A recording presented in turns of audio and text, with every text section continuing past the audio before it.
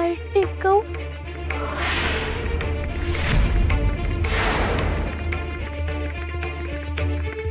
टेकव टेकव पाय टेकव.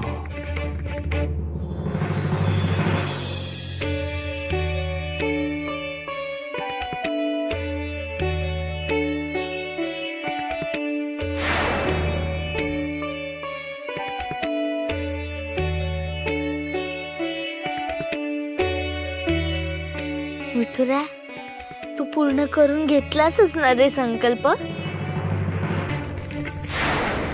दादा सुद्धा बायकोच्या स्वभावाला कंटाळून निघून गेला होता. अगदी तसाच एक दिवस दिगू सुद्धा आपल्या आईच्या स्वभावाला कंटाळून निघून आईच्या स्वभावाला कंटाळून निघून.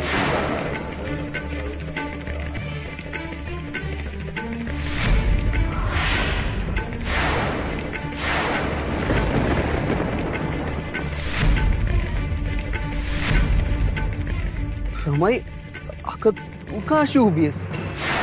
अरे, माझी 2 लेकरं शिक्षा भोगत असतील तर मला सहन तरी कसं होईल?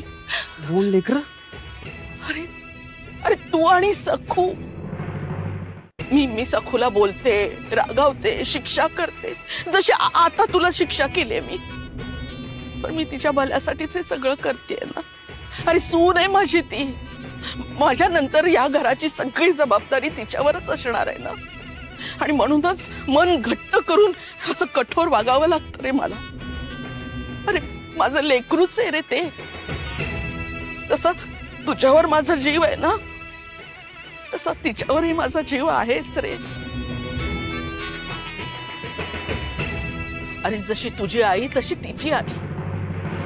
पण शेवटी हातोड्याचे घाव पडल्याशिवाय सोन्यातून दागिना आणि दगडातून मूर्ती घडत नाही ना रे.